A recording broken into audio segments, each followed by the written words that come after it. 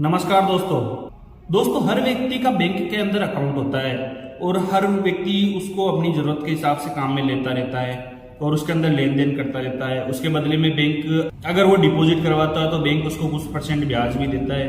परंतु आप लोगों ने सोचा है कि बैंक पैसे कैसे कमाता है या बैंक का उसके अंदर क्या प्रॉफिट होता है, बैंक के अंदर इतने एम्प्लॉय काम करते हैं तो उनको बैंक कैसे पैसे देता है या उनकी सैलरी कैसे चुकाता है, उनकी सैलरी चुकाने के बाद में बैंक को क्या प्रॉफिट होता है।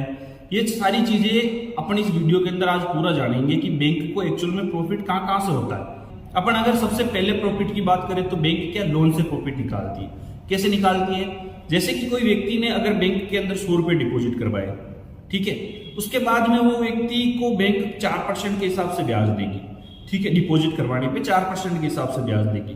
परंतु क्या करेगी, बैंक उसी 100 रुपए को किसी अदर पर्सन को लोन के रूप में देगी, चाहे वो पर्सनल लोन हो, चाहे कार लोन हो, चाहे होम लोन हो, चाहे अदर कोई भी बिजनेस लोन हो, तो वो 100 रुपए उसको लोन पे दे दिए, ठीक है।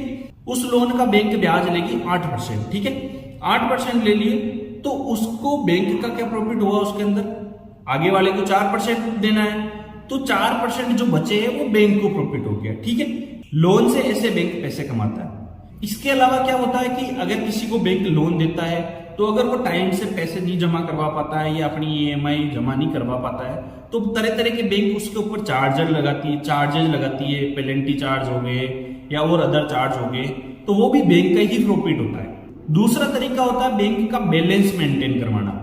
बैलेंस, जैसे कि आप कहीं बैंक के अंदर अकाउंट खुलवाने जाओगे तो आपको बैंक तरह तरह के ऑप्शन देती है कि एक अकाउंट 0 बैलेंस पे खुलता है, एक ये होता है कि आप जब अकाउंट खुलवा रहे हो तो आपको इतना पैसा मेंटेन करके रखना पड़ेगा या आपको 1000 रुपए कर रखने पड़ेंगे या उससे ज्यादा जितना आपको बता रहा है, तो वो आपको फिर क्या होता है, उस ग्राहक को वो पैसे मेंटेन करके रखने पड़ते हैं। अगर वो कई बार जरूरत के हिसाब से निकाल लेता है तो बैंक उसके ऊपर चार्ज लगाती है, तो बैलेंस मेंटेनेंस चार्ज भी बैंक लेता है, ठीक है, तो वो भी बैंक का प्रॉफिट ही होता है। तीसरा तरीका होता है बैंक की कमाई का SMS चार्ज।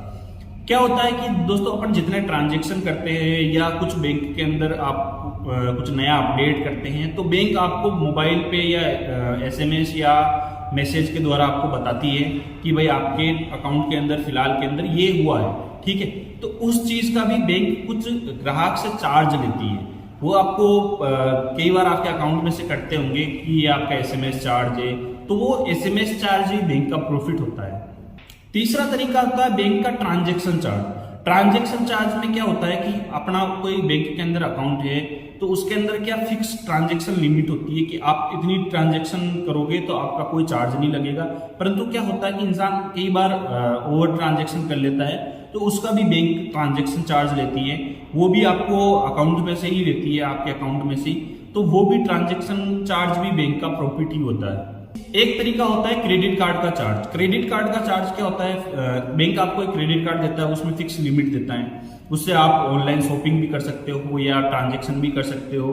तो उसका क्या, बैंक जितने आप पैसे निकालते हो या शॉपिंग करते हो या ऑनलाइन ट्रांजैक्शन करते हो तो उसका भी आपसे चार्ज लेती है। तो क्रेडिट कार्ड से भी आप बैंक खुद की कमाई करता है। एक तरीका होता है बैंक का पैसा कमाने का फॉरेन कंट्री चार्ज। क्या होता है कि कई बार अपन अपना संबंधी या कोई भी फॉरेन कंट्री में रहता है तब अपन उनसे पैसे मंगाते हैं या उनसे पैसे डलवाते हैं, ठीक है, तो उसका भी कुछ % का चार्ज बैंक लेता है, ठीक है, तो वो भी एक बैंक का एक जरिया है पैसे कमाने का या प्रॉफिट कमाने का। इसके अलावा बैंक NEFT, RTGS, IMPS ये भी, इसका भी चार्ज रहता है। ये ज्यादातर दुकानों वाले जो बड़े दुकानदार होते हैं वो इसको ज्यादा यूज करते हैं और बार बार NEFT, RTGS या IMPS करवाते हैं, तो उसका भी बैंक चार्ज लेता है, ठीक है। इसके अलावा एक तरीका होता है बैंक का लॉकर फैसिलिटी। लॉकर फैसिलिटी के इंडिया के अंदर इतनी लॉकर फैसिलिटी अवेलेबल नहीं है या इतने यूज नहीं करते, परंतु फॉरेन कंट्री के अंदर जो भी लॉकर फैसिलिटी होती है वो ज्यादा यूज की जाती है, ठीक है। तो लॉकर फैसिलिटी का बैंक क्या करता है, एक लॉकर देता है ग्राहक को और उसका मंथली जो भी ईयरली जो चार्जेस होते हैं वो भी बैंक का एक कमाई का जरिया होता है, ठीक है। इसके अलावा बैंक तरह तरह के इंश्योरेंस करता है, उससे भी कमाई करता है। ये सारे तरीके होते हैं बैंक का खुद का प्रॉफिट निकालना और अपने जो कर्मचारी होते हैं उनको पे करना। इसके अलावा भी बैंक के पास में प्रॉफिट कमाने के और भी बहुत सारे ऑप्शन होते हैं, परंतु मैंने उम्मीद करी है जितना हो सके मैंने बताया है, ठीक है। वीडियो छोटा सा है परंतु जानकारी बहुत इंफॉर्मेटिव है, बहुत अच्छी जानकारी है। ठीक है, खूब लोगों के मन में एक प्रश्न होता है कि यार बैंक एक्चुअल में पैसे कैसे कमाता है। ठीक है, तो ये वीडियो से आपको थोड़ी बहुत तो ये हो जाएगी कि बैंक क्या क्या तरीकों से पैसे कमाता है। उम्मीद करता हूँ ये जानकारी आप लोगों को बहुत पसंद आई होगी। ठीक है, अगर आप मेरे चैनल को पहली बार देख रहे हैं या मेरे वीडियो को पहली बार देख रहे हैं तो प्लीज़ चैनल को सब्सक्राइब जरूर कर लेना। अगर आपको पसंद आई तो लाइक का बटन जरूर प्रेस करें। ठीक है, और अगर आपकी कुछ और राय हो तो आप कमेंट करके भी बता सकते हो। ठीक है, इसी के साथ में और एक नए वीडियो के अंदर मिलेंगे। जब तक के लिए नमस्कार, जय हिंद, जय भारत।